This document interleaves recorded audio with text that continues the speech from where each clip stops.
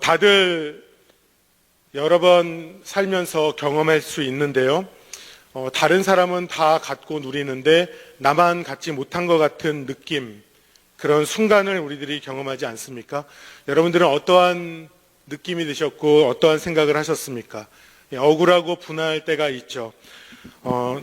누구나 가지는 어떠한 이익이나 보상에서 나만 배제된 것 같이 소외되었던 기억이 우리의 삶에는 적어도 몇 가지씩 있을 것입니다. 저도 그런 기억이 많이 있습니다.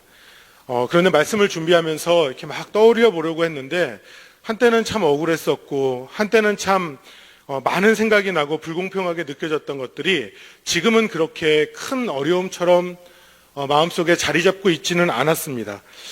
그런데 그러면서도 뭐가 있었는가 하고 이렇게 쭉 생각해 보는데 곰곰이 생각하며 억지로 짜내 보니까 한 가지 기억이 떠올랐습니다. 몇 년 전에 우리 부목사님들이 수고한다고 어떤 성도님이 손 선풍기 이렇게 버튼을 누르면은 자동으로 이렇게 윙 돌아가는 선풍기를 한 분에게 하나씩 선물해 주셨습니다.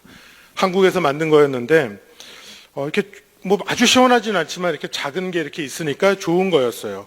그런데 제가 받았는데 제 옆에 계셨던 어떤 분이 자기는 아직 못 받았다고 그래서 제 것을 이렇게 먼저 쓰라고 줬습니다. 굉장히 기특하지 않습니까? 선한 사마리아인 같고 그리고 가서 내가 누구에게 줬으니까 제 것을 좀 주십시오 했는데 다 나가서 없다는 겁니다. 결국은 못 받았습니다. 사실 뭐가 이렇게 중요하겠어요. 못 받을 수도 있는 것인데 그런데 그해 여름에 다른 분들이 더울 때마다 여러 가지 방법이 있겠지만 굳이 그 선풍기를 들고 오면서 이거를 켜서 생각보다 시원한데 이런 말을 할 때마다 자꾸만 떠오르는 거예요. 나는 못 받았는데 나도 더운데 못 받았다고 얘기를 자꾸 하면 이렇게 얘기할 때 누가 그래요? 이러면서 선뜻 내주는 사람도 없었고 이 얘기를 자꾸 하려니까 굉장히 제가 째째하고 쪼잔한 사람처럼 그런 느낌이 났습니다. 여러분 오해하시면 안 됩니다. 이게 제가 가슴속에서 한처럼 품고 있는 그런 게 아니라 굳이 뭐가 있었나 생각해 보니까 갑자기 이렇게 떠올랐던 거예요. 이런 것들은 굉장히 사소한 것이고 별것도 아닌 것입니다. 그런데 여러분 우리가 살아가면서 불공평하게 느껴지는 순간이 우리는 없었습니까? 소외받았다고 느껴지는 순간이 우리에게는 없었습니까? 나만 제외되어서 나만 누리지 못하고 나만 힘겹다고 생각하는 그러한 순간들. 누구는 다 가진 것처럼 태어나서 별로 땀을 흘리지 않고 살아가는데 나는 땀을 흘리면서 아둥바둥대도 참 힘들다고 느껴지는 순간, 이러한 감정들, 이렇게 소외되고 불공평하다고 느껴지는 그러한 순간이 오늘 본문에서 나타난 것입니다. 오늘 말씀의 배경을 보면 이렇습니다. 슬로보앗의 딸들이 모세를 찾아가요. 이름은 말리, 노아, 호글라, 밀가, 그리고 디르샤 이렇게 5명입니다. 이들에게는 어려운 상황이 벌어졌습니다. 이들의 아버지 슬로보앗이 먼저 소천했습니다. 이스라엘의 땅 분배의 원칙을 보면 슬로보앗의 딸들은 기업을 받을 수 없는 상황이 된 것입니다. 기업 분배의 원칙은 어제 본문에 보면은 뒷부분에 자세히 나오는데요. 3가지가 나와요. 첫 번째 원칙은 하나님의 명령대로 합니다. 이것은 인간이 임의로 결정하거나 판단하지 않았다라는 것이죠. 두 번째는 제비를 뽑아서 나눕니다. 그 지역을 나눕니다. 이것은 어떠한 의미냐면은 이스라엘 땅을 보면은 이스라엘이 아주 비옥하고 살기가 좋은 땅이 아닙니다. 그 면적의 50% 이상은 광야죠. 그리고 높고 낮은 높은 산이 있고 골짜기가 있고 굉장히 구불구불한 곳들이 있고 곡식이 자라나기 굉장히 어려운 지역이 대다수입니다. 그러니까 사람이 땅을 뽑으면 사람들 마음속에서는 시기하고 질투하고 분노하는 일이 생길 수 있는데 그것이 아니라 제비를 뽑아서 지역을 결정하게 하는 것입니다. 그 이유는 하나님께서 간섭하시고 인도하시기를 이들이 전적으로 신뢰하기 때문에 그렇게 한 것이죠. 세 번째는 인구의 수대로 받은 그 지역의 그 가족의 수대로 그 지파의 수, 그 안에 있는 그 가족들, 가문의 수대로, 숫자대로 그 땅의 크기를 분배받았습니다. 어제 본문에서 54절에 이런 말씀을 해요. 수가 많은 자에게는 기업을 많이 줄 것이요. 수가 적은 자에게는 기업을 적게 줄 것이니 그들이 계수된 대로 각기 기업을 주되, 이렇게 인구의 수대로 공평하게 땅을 분배했다는 것입니다. 그러니까 슬로보앗의 딸들이 속한 므낫세 지파는 지금으로 보면은요, 이스라엘 북부에 속합니다. 그러니까 이 사마리아 세겜 있는 이 광야 북쪽 지역으로요, 거기가 어느 땅들이냐면은 요르단 동편에 있는 그 비옥한 땅들이고요. 이곳에는 무깃도, 이곳에는 그 갈릴리 바로 아래쪽에 지도를 보시면은 녹색 지대로 나타나는 굉장히 살기 좋은 지역입니다. 이렇게 비옥한 땅을 이들이 받았습니다. 그런데 문제가 생겼는데 그게 뭐냐면, 슬로보앗의 딸들이 제기한 문제는 아버지가 죽고 자신들에게는 형제가 없기 때문에 이 기업을 자신들이 받을 수 없다는 것입니다. 이 당시에는 아들이 죽으면 다른 형제에게 넘어갔습니다. 그러니까 딸들에게는 기업이 분배된다라는 원칙이 없는 상황이었고, 결국에는 다른 가문에게 이 기업, 땅이 넘어가게 되는 상황입니다. 이 상황을 모세에게 전했고, 모세는 여호와 하나님께 아뢰죠. 그러자 하나님께서는 오늘 저희들이 함께 교독한 본문에서 이렇게 명령하는 겁니다. 아버지가 죽었을 경우에는 그 아들, 기업이 그 아들에게 가고, 아들이 없으면 딸들에게 가고, 딸들이 없으면 형제에게, 형제가 없으면 아버지의 형제에게, 그리고 그 아버지의 형제도 없으면 가까운 친척에게 가게 하라 하면서 딸들에게 기업을 분배하는 이 원칙을 두 번째에다가 주님께서 집어넣어 주신 것입니다. 그러니까 오늘 말씀은 유산 분배의 원칙에서 슬로보앗의 딸들이 요청해서 하나님께 기업을 받았다라는 내용이에요. 그런데 이것은 단순히 유산 상속 이 소송에서 이겼다라는 것, 그러한 개념이 아니라 그 이상으로 하나님의 기업을 상속받는 원칙, 하나님께서 기업을 상속받는 원칙을 수정해 가시면서 이들에게 주기를 원하는 그러한 하나님의 마음을 저희들이 엿볼 수 있다는 것입니다. 하나님의 마음을 세 가지로 좀 깊이 살펴보면 좋겠는데, 먼저 알 수 있는 것은 하나님의 기업은 모두에게 주어진다는 겁니다. 모두에게 주어진다는 것이 굉장히 중요합니다. 오늘 말씀을 묵상하면서 슬로보앗의 딸들의 요청이 저들에게는 간절한 이유가 되지만, 이 당시 남성 중심의 사회, 이 문화 속에서 볼 때에는 쉽게 거부당할 수 있는 상황입니다. 모든 리더십과 권한들이 남성에게 집중되어 있던 상황인데, 다른 것도 아닌 하나님의 기업을 딸들에게 주어진다라는 것을 하나님께서 원칙을 바꾸면서 이렇게 직접 주셨다라는 것이죠. 구약에서는 하나님의 축복은 축복 중에 가장 많이 나타나는 것이 기업으로 옵니다. 바로 땅이라는 것이죠. 출애굽기 6장 8절에서 보면은 이렇게 말씀을 해요. 내가 아브라함과 이삭과 야곱에게 주기로 맹세한 땅으로 너희를 인도하고 그 땅을 너희에게 주어 기업으로 삼게 하였으니 나는 여호와라 하셨다라. 그러니까 하나님께서 너희를 인도하고 그 땅을 기업으로 준다라고 약속을 하신 거예요. 그러니까 이 하나님께서 주시는 이 땅, 이것이 하나님의 기업이고 하나님이 축복을 주시는 개념 중에 한 가지라는 것입니다. 그런데 이 개념이요, 신약에 와서는 이 개념이 완전히 바뀝니다. 에베소서 1장 11절 12절 보면 이렇게 말씀을 해요. 모든 일을 그의 뜻의 결정대로 일하시는 이의 계획을 따라 우리가 예정을 입어 그 안에서 기업이 되었으니 이는 우리가 그리스도 안에서 전부터 바라던 그의 영광의 찬송이 되게 하려 하심이라. 구약에서는 땅과 이 세상에서 누릴 축복을 기업이라고 말했는데, 이제 하나님의 말씀인 성경 말씀은 신약에 와서는 하나님의 계획에 따라 예정하심을 입은 자들이 하나님의 기업이 되었다라는 겁니다. 사랑하는 여러분, 이 말이 여러분 받아들여지십니까? 저와 여러분이 하나님의 기업, 하나님의 소유가 되었다라는 것입니다. 이전에는 땅에 집착하면서 이곳에서 누리는 것, 이것이 하나님이 주신 축복으로 알고 이것을 받기 위해서 힘을 썼다면, 지금은 하나님께서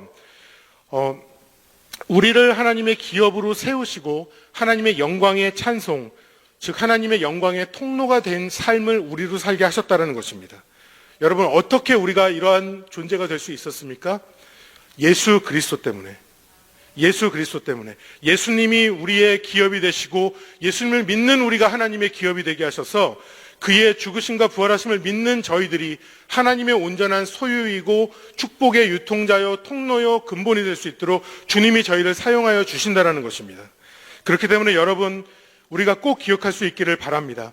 하나님의 마음은요, 마치 슬로보앗의 딸들에게 기업을 주듯이 이 땅에 있는 모든 영혼들, 모든 사람에게 예수님이 전해지고 그들이 믿어 하나님의 기업이 되고 하나님의 영광의 찬송이 되기를 우리 주님이 원하신다라는 것입니다. 여러분, 요한복음 3장 16절에 뭐라고 말씀합니까? 하나님이 세상을 이처럼 사랑하사 독생자를 주셨으니 이는 저를 믿는 자마다 멸망치 않고 영생을 얻게 하려 하심이라. 저를 믿는 자마다. 하나님의 기업으로 세워지는 축복, 구원의 길은 누구에게나 열려져 있다는 하나님의 마음, 누구든지 구원을 받기를 원하시는 하나님의 이 마음을 기억하시고 우리 독생자 예수님 전하는 삶, 예수님을 자랑하는 삶, 예수님을 나누는 삶을 사는 저와 여러분 되기를 간절히 소망합니다. 두 번째 하나님의 마음은 어떠한 연약한 자도 품어준다는 것입니다. 이스라엘을 생각해 보면요, 애굽에서 나와서 이스라엘은 큰 민족을 이루고 이제 가나안으로 들어갈 것입니다. 새로운 땅에 가서 먼저 그곳에 있던 가나안의 7 족속들과 전쟁을 해야 하고요, 그들과 싸워서 저 땅을 취해야 하는 상황입니다. 그렇게 새 땅을 취할 때에 강한 자가 좋고 큰 것을 취하고 약한 자는 작고 연약한 것을 받을 수밖에 없고 심지어는 빼앗길 수도 있는 상황입니다. 그런데 오늘 말씀에 등장하는 이 슬로보앗의 딸들은요, 자신들을 지켜줄 아버지가 먼저 소천한 상황입니다. 모든 것을 잃어버렸고 기댈 데가 없는 상황입니다. 어떻게 보면 이스라엘의 모든 지파 중에서, 모든 가족들 중에서 가장 연약한 자의 모습을 살고 있는 게 바로 이들의 모습인지 모르겠습니다.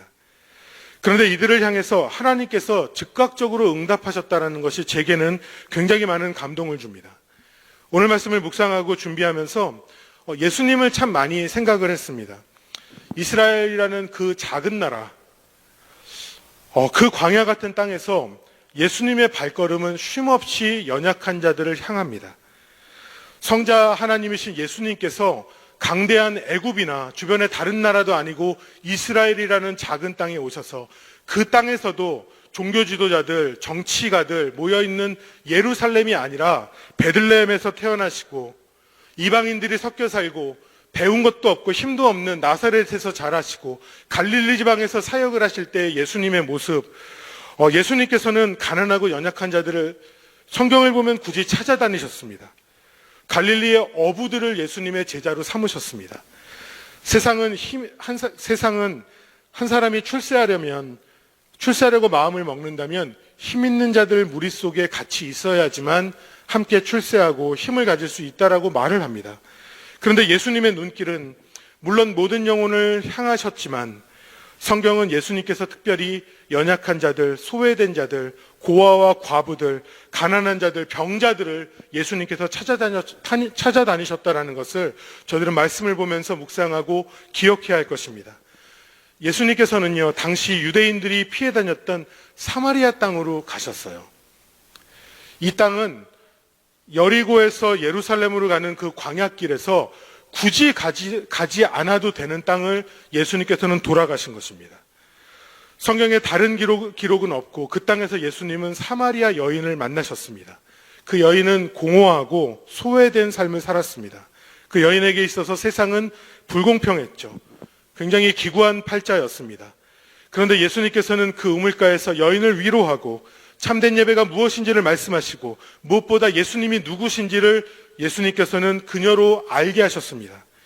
예수님께서는 그녀를 그 땅으로 가다가 우연히 만난 것이 아니라 일부러 의도를 가지고 그 땅으로 가신 것입니다.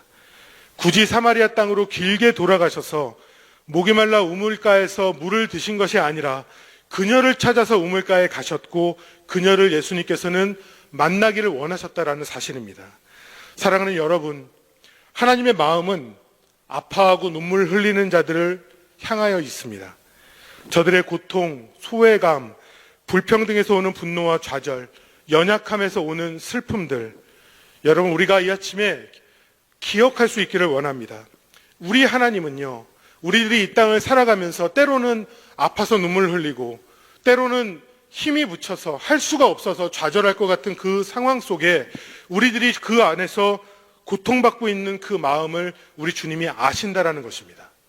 우리 주님께서는 내 마음 깊은 곳에 그 깊은 곳 바닥에 무엇이 있어서 이렇게 힘겨워하는지 방황하고 고통스러워하는지를 주님이 아시고 다 보고 계시고 우리 주님은 나를 사랑하셔서 긍휼히 여겨주신다라는 것을 우리가 기억하는 이 아침 되길 간절히 소망합니다. 여러분, 이것이 우리에게 있는 큰 축복입니다. 나를 아시는 하나님, 근데 하나님이 나를 너무 사랑하세요. 나를 사랑하시고 우리 주님께서는 나를 위하여 일하여 주신다라는 것, 이것이 우리에게는 얼마나 큰 축복입니까? 바로 우리가 사랑하는 하나님 앞에 담대히 나아갈 수 있기를 원합니다. 하나님의 마음을 가지고 우리의 아픔 이것 다 가지고 우리가 이거 다 가지고 주님 앞에 나아가서 기도할 수 있기를 간절히 소망합니다. 이것이 기업을 주시는 하나님의 세 번째 마음이에요. 오늘 말씀을 보면은 슬로보앗의 딸들이 모세에게 요청합니다. 더 정확히 보면 항소하는 것이죠. 어필하고 있어요. 그런데 감동적인 것은 중간에 다른 구절이 없고 그녀들이 요청하고 모세가 하나님께 아뢰고 곧바로 하나님께서 결정하셔서 모세에게 알려주신다는 것입니다. 곧바로 응답하세요. 이것은 하나님께서 딸들의 마음을 이미 아셨고 요청하자마자 즉각적으로 대답하셨다는 것이죠. 우리가 기도하기를 원하시는 하나님의 마음은 그 기도를 즉각 응답하기를 원하시는 하나님의 간절한 마음 위에 있습니다. 하나님은 내가 기도하기를 원하시는데 주님은 우리에게 주기를 정말 더 원하세요. 이것을 우리들이 믿고 기도해야 됩니다. 이 새벽에 우리 많은 성도님들이 예배하고 기도하려고 이 자리에 나와왔지 않습니까? 온라인으로 예배하는 우리 성도님들이 주님 앞에 간절하기 때문에 이 아침에 예배하면서 우리가 믿음으로 살기를 그렇게 고백하고 바라지 않습니까? 우리가 오늘 하루를 살 때 하나님의 이 마음을 간절히 품으시길 간절히 소망합니다. 응답하기를 원하시는 하나님, 우리의 아픔과 눈물을 닦아주시고 우리의 소원을 들어주기를 원하시는 하나님, 그분이 나의 하나님이시라는 것을 우리들이 확신할 수 있는 이 아침 되길 간절히 소망합니다. 말씀을 맺겠습니다. 슬로바스의 딸들의 요청에 연약한 이들을 불쌍히 여기시는 하나님은 곧바로 응답하셔서 기업을 이어받게 하셨습니다. 하나님의 이 기업은 모든 백성을 향해서 흐르고 있습니다. 지금을 살아가는 저와 여러분은 예수 그리스도로 말미암아 하나님의 기업이 된 삶을 살고 영광의 찬송이 되기를 주님이 원하신다고 말씀하셨습니다. 기업을 받을 자가 아니라 이미 기업을 받은 자이고 하나님의 기업이 된 자들입니다. 그렇기에 우리는 더욱더 주님 앞에 기도로 나아가고 예배로 주를 경배하고 예수님의 생명을 우리 주변에 있는 자들에게, 특별히 모나고 상처받고 아파하고 남몰래 눈물 흘리는 사람들에게 예수님을 전하며 우리들이 살아야 할 것입니다. 세상의 그 어떠한 위로로도 아픈 사람들의 마음을 치유할 수 있고 회복시킬 수 없습니다. 그러나 오직 예수 그리스도 복음의 말씀만이 그 생명을 회복시키고 치유할 수 있을 줄로 믿습니다. 하나님의 기업으로 영광에 찬송되는 삶을 사는 저와 여러분이 되시기를 우리 주 예수님의 이름으로 간절히 축원합니다.